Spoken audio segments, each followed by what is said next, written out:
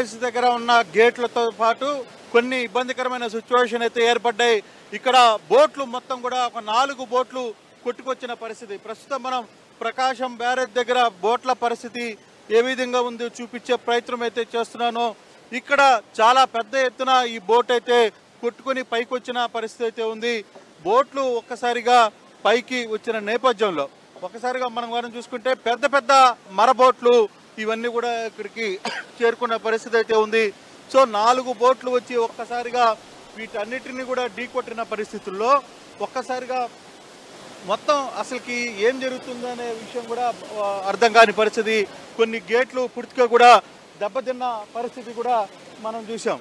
So గేట్లకు సంబంధించి వ్యవహారం కావచ్చు, లేకపోతే ఇప్పుడే సుజనా చౌదరి స్థానిక ఎమ్మెల్యే కూడా దీని పరిస్థితిని వివరించడానికి పూర్తిగా తెలుసుకునేదానికి ప్రయత్నం చేస్తున్న విజువల్ అయితే మనం చూస్తున్నాం. సుజనా చౌదరి కూడా ఇక్కడికి వచ్చి ఇక్కడ ఏదైతే డ్యామేజ్ జరిగిందో ఇవన్నీ అంశాలని ఆయన క్షుణ్ణంగా పరిశీలిస్తున్న పరిస్థితి. బోటు పూర్తిగా ఇక్కడికి రావడం, బోటు వచ్చి ఈ గేట్లని ఢీ కొట్టడం, దీంతో ఒక్కసారిగా ఈ పరిస్థితి అయితే చోటు చేసుకుంది.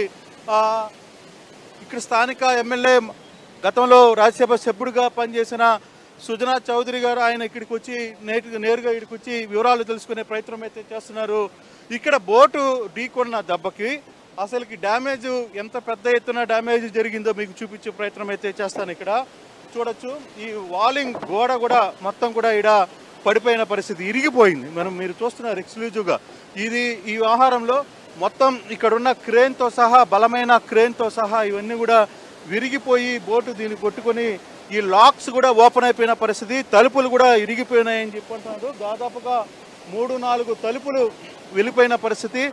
అందులో పెద్ద బోట్లు కావడంతో ఈ బోట్లు ఇక్కడున్న ప్రాంతంలో నుంచిన బోట్లు వచ్చాయా, లేకపోతే తెగిపోయి వీటన్నిటిని కొట్టుకొని బోట్లకు వచ్చాయా అనే సమాచారం అయితే అందాల్సిన పరిస్థితి అయితే ఉంది. కానీ చాలా పెద్ద స్థాయిలో ఈ సంఘటన అయితే చోటు చేసుకుంది. దీనికి సంబంధించి ఇరిగేషన్ అధికారులు కూడా పూర్తి స్థాయిలో ఇక్కడికి వచ్చారు. ఇరిగేషన్ అధికారులు కూడా దీనికి సంబంధించి మాట్లాడే ప్రయత్నం అయితే జరుగుతున్నారు. బోట్లకు సంబంధించి వ్యవహారాలన్నీ కూడా చూస్తున్నారు. ఇరిగేషన్ చీఫ్ సంబంధించిన వెంకటేశ్వరరావు గారు కూడా ఇప్పుడే ఇక్కడికి చేరుకున్నారు. ఆయన కూడా దగ్గరుండి ఈ వ్యవహారాన్ని అంతా కూడా పరిశీలిస్తున్న పరిస్థితి అయితే ఉంది. ఇరిగేషన్కి సంబంధించి కంప్లీట్గా ఏం జరుగుతుందో కూడా ఆయన అక్కడ తెలుసుకునే ప్రయత్నంలో భాగంగా ఇక్కడికి చేరుకున్నారు. ఇక్కడ జరుగుతున్న ప్రతి అంశాన్ని క్షుణ్ణంగా పరిశీలిస్తున్న పరిస్థితి అయితే మనం చూడొచ్చు. వెంకటేశ్వరరావు గారు కూడా ఇక్కడికి వచ్చి ఆయన ఇక్కడ జరుగుతున్న వ్యవస్థ ఏం జరుగుతుంది వ్యవహారం అంతా కూడా అంటే ఇప్పటికీ ఎక్కడి నుంచి వచ్చాయి, చాలా బలంగానే ఢీకొట్టాయి కాబట్టి అంత స్థాయిలో ప్రమాదం జరిగింది. పిల్లర్లు పూర్తిగా ధ్వంసమైన సిచ్యువేషన్ చూస్తున్నాం. మనోజ్ పెద్ద స్థాయిలోనే జరిగిందనేది చెప్పాలి. ఇక్కడ కానీ చూసుకుంటే ఓవరాల్గా ఎమ్మెల్యేలకు సంబంధించి అందరూ కూడా ఈ బోట్లకు సంబంధించి కూడా మనం మాట్లాడే ప్రయత్నం అయితే చేస్తున్నాం. సార్ ఓవరాల్గా ఏం సార్ ఇప్పుడు జరిగిన దాని మీద మీకు ఒక అంచనాకి ఏమైనా వచ్చారా? కాదు వెంకటేష్ గారు, ఇప్పుడు అర్జెంట్గా ఏదైనా క్రెయిన్తో కానీ ఎంతైనా పక్కా తీస్తే బెటర్ కదా, లేకపోతే ఫర్దర్ వెలాసిటీ పెరిగితే ఈ మళ్ళీ ఇంక ఫర్దర్ గేట్లు డ్యామేజ్ అవుతాయి కదా. ఇప్పుడు ఆ వెలాసిటీలో అక్కడికి మనం ఏం వెళ్ళలేము సార్. అక్కడికి వెళ్ళలేము, బట్ క్రెయిన్తో పక్కా చేయలేము, కట్టేయలేము. చాలా బరువు సార్. ఇక్కడ నుంచి భూమి అందడం కానీ ఇవి కానీ కుదరదు. భూమి అందడం కానీ అవి కుదరదు సార్. అది మళ్ళీ ఏదో అడ్డం తిరిగి మళ్ళీ పూర్తిగా అడ్డం వచ్చేస్తే ఇంకా భూమి అందదండి. నేను అనుకోవటం క్రెయిన్ అక్కడెక్కడన్నా పెట్టి చైన్ లాగించగలమా? అదే సార్, ఇక్కడ వచ్చి కట్టడం కానీ అవన్నీ బోట్ల ద్వారా ఏదో వచ్చి కట్టాలి సార్. ఇప్పుడు కడతాడు, ఇప్పుడు అక్కడి నుంచి మనం ఆపరేట్ చేయాలంటే బోట్ ద్వారా మూవ్ కావాలి సార్. ఈ వెలాసిటీలో మళ్ళీ ఏదైనా అయితే ప్రాబ్లం వస్తుంది సార్. కొంచెం అంటే నా వరి ఏంటంటే ఫర్దర్ వెలాసిటీ పెరిగి ఫర్దర్ గేట్లు కొడతాయేమో అని. డిప్లీషన్ స్టేజ్లో ఉన్నాం కాబట్టి కొంచెం తగ్గుతూనే స్టార్ట్ చేస్తాం సార్. పెరిగితే ఇప్పుడు యాక్చువల్గా అయితే ఇప్పుడు మనం పీక్ వచ్చాము సార్. ఇక్కడ నుంచి ఫాలింగ్ అది పైన ఫాలో అవుతున్నాయి. అదే ఎక్స్పెక్టేషన్. ఎందుకంటే ఇప్పుడు highest flood in the history of Prakasam barrage 1947లో ఏదో వచ్చిన 48లో అప్పుడు వేపా కృష్ణమూర్తి గారు నేను చనిపోయారు కదా, బ్రీచ్ అయ్యి దానివల్ల మ్యాక్సిమం ఫ్లడ్ ఇదేనా? ఇప్పుడు మనం ఈ గేట్స్ ఆపరేట్ చేయలేం కదా ఇప్పుడు. ఇక ఓపెన్ కండిషన్లో పెట్టారు. ఆ? దింపచ్చు దింపొచ్చు దింపడం కదా ఒకటి పోయింది పూర్తిగా. పోయినా కూడా దింపుతుంది. లేదండి ఇందాక సార్ చౌదరి గారు సార్ ఇప్పుడు ఆల్మోస్ట్ పెట్టారు కదా గేట్ పూర్తిగా కౌంటర్ వెయిట్ అంతా పగిలిపోయింది. ఏదది చూడండి. 3 గేట్లు ఆల్రెడీ దెబ్బతిన్నాయని నిజమేనా సార్? అది ఎంతవరకు కంట్రోల్ అవ్వే పరిస్థితి? 3 గేట్లు బాగా డ్యామేజ్ అయ్యి. ఈ బోట్లు ఎక్కడి నుంచి? బోట్లు ఎక్కడో ఉండుంటాయి, మరి ఎక్కడి నుంచి వచ్చినాయి వాళ్ళు తెలియదు కదా. ఈ అన్ని స్టీల్ బోట్స్ చాలా హై వెలాసిటీతో వచ్చి కొట్టుకున్నట్టున్నాయి.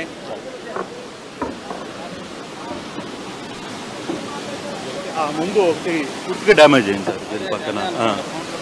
అది గేటు కంప్లీట్గా పనిచేయని పరిస్థితిలోకి వచ్చిందని చెప్తున్నారు. ఇది పూర్తిగా డ్యామేజ్ అయిన పరిస్థితి సార్. ఈఎన్సీ గారు వెంకటేశ్వరరావు గారు ఇది క్వశ్చన్ ఆఫ్ ఆపరేటింగ్ చేయలేం కదా. కౌంటర్ వెయిట్తో సంబంధం లేకుండా మనం దిగడానికి ప్రాబ్లం లేదు సార్. ఇది రిమూవ్ చేస్తాం. కౌంటర్ వెయిట్ లేకుండా కూడా చేయొచ్చా? దింపడానికి ప్రాబ్లం కాదు సార్, మళ్ళీ లిఫ్ట్ చేసేటప్పుడు ప్రాబ్లం వస్తుంది. అందుకని ఇది రిమూవ్ చేసి ఆల్టర్నేటివ్గా కౌంటర్ వెయిట్ క్రియేట్ చేసుకోవాలి సార్ టెంపరీగా. ఆ తర్వాత మళ్ళీ క్యాష్ చేసి రీప్లేస్ చేస్తాం. మేజర్ వర్కే కానీ ఎమర్జెన్సీగా చేయాలి. ఎందుకంటే మనం గేట్ ఆపరేషన్ అయితే మనం మళ్ళీ యూజ్లో తెచ్చుకోవాలి కదా సార్. అందుకని ఇది రిమూవ్ చేసి స్టీల్ గార్డర్స్తో కానీ దీంతో కానీ లోపల బలాస్ట్ అది వేసి వెయిట్ క్రియేట్ చేసుకొని ఇది రీప్లేస్ చేసి దీన్ని రిమూవ్ చేసి అది రీప్లేస్ చేసి ఆపరేషన్లో పెడతాం సార్. ఇప్పుడు ఏమి డేంజర్ లేదంటారా? లేదు సార్. దీన్నే ఇప్పుడు ఇమ్మీడియట్గా మనం లేదు సార్.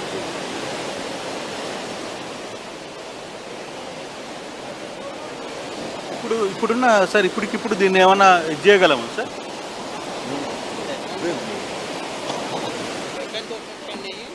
అవన్నీ అక్కడ బ్యాంక్స్లో వాళ్ళు అక్కడ పార్క్ చేసి పెట్టుకుని ఉంటారు సార్, రంగర్ వేసి. అవి ఈ ఫ్లడ్కి అవి ఫ్లోట్ అయ్యి వచ్చేసినాయి. హై వెలాసిటీ వచ్చి కొట్టుంటాయి.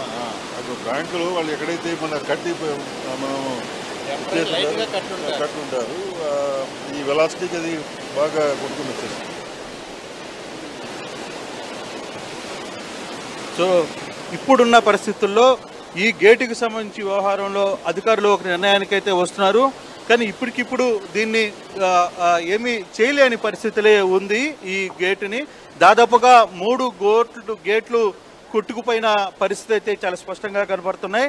అయితే దీనివల్ల ఇబ్బంది లేదు, కొంత వరద ఫ్లో తగ్గాల్సిన పరిస్థితి అయితే ఉంది అని చెప్తున్నారు.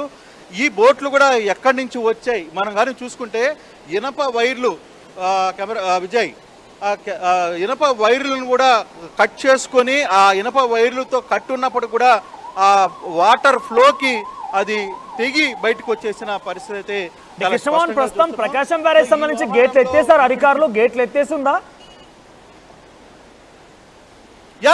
గేట్లు మొత్తం ఎత్తేసిపోతే అసలు విజయవాడ ఉండదు. ఆల్మోస్ట్ అవుట్ ఫ్లో 11 లక్షల క్యూసెక్లు వచ్చిన పరిస్థితి అయితే చాలా స్పష్టంగా కనపడుతుంది. ఇప్పుడు ఇన్ఫ్లో 11 లక్షలు ఇన్ఫ్లో ఉంది, అవుట్ గో కూడా సేమ్ ఉంది.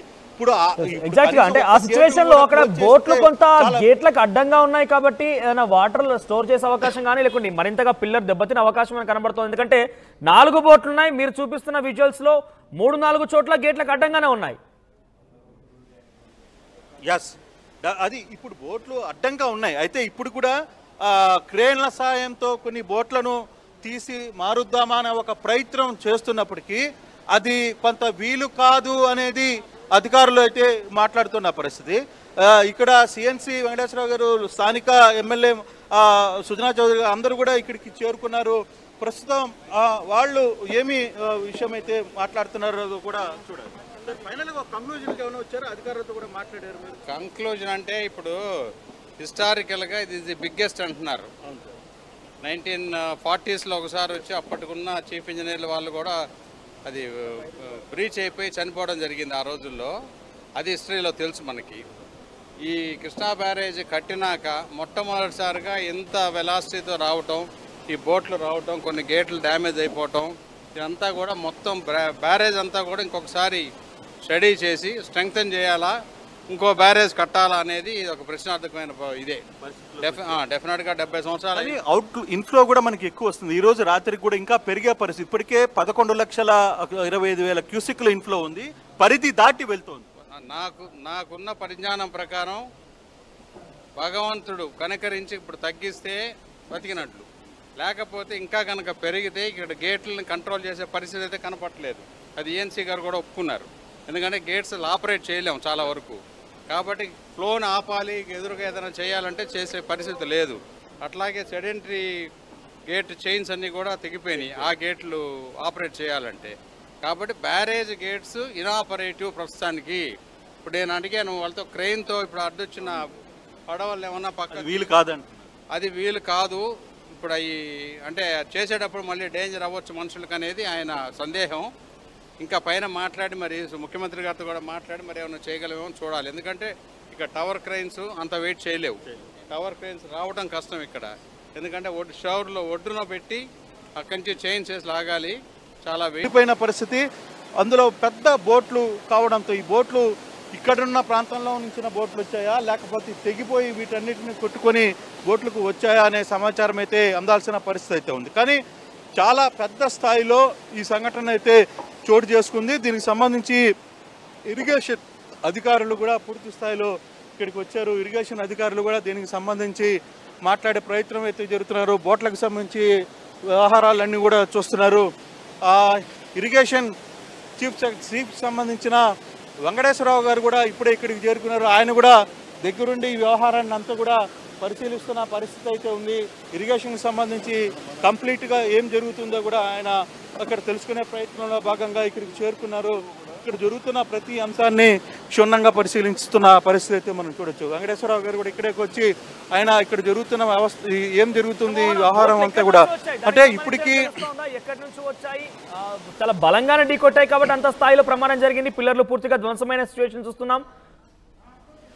మనోజ్, పెద్ద స్థాయిలోనే జరిగిందనేది చెప్పాలి. ఇక్కడ కానీ చూసుకుంటే ఓవరాల్గా ఎమ్మెల్యేలకు సంబంధించి అందరూ కూడా ఈ బోట్లకు సంబంధించి కూడా మనం మాట్లాడే ప్రయత్నం అయితే చేస్తున్నాం.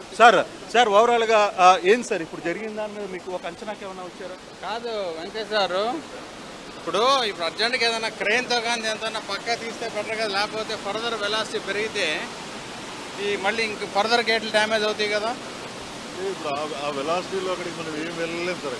అక్కడికి వెళ్ళలేము, బట్ క్రెయిన్తో పక్కా చేయలేము, కట్టేయలేమా? చాలా బాగుంది సార్. ఇక్కడ నుంచి భూమి అందడం కానీ ఇవి కానీ కుదరదు. భూమి అందడం కానీ అవి కుదరదు సార్. అది మళ్ళీ ఏదో అడ్డం తిరిగి మళ్ళీ పూర్తిగా అడ్డం వచ్చేస్తే ఇంకా భూమి అందదండి. నేను అనుకోవటం క్రెయిన్ అక్కడెక్కడన్నా పెట్టి చైన్ లాగించగలమా? అదే సార్, ఇక్కడ వచ్చి కట్టడం కానీ అవన్నీ బోట్ల ద్వారా ఏదో వచ్చి కట్టాలి సార్. ఇప్పుడు కడతాడు, ఇప్పుడు అక్కడి నుంచి మనం ఆపరేట్ చేయాలంటే బోట్ ద్వారా మూవ్ కావాలి సార్. ఈ వెలాసిటీలో మళ్ళీ ఏదైనా అయితే ప్రాబ్లం వస్తుంది సార్.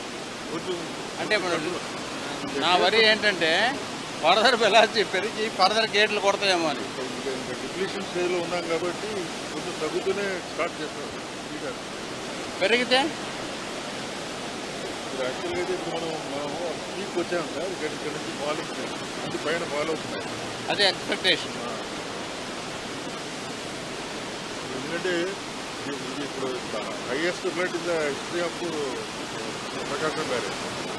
1947లో ఏదో వచ్చిన 48లో.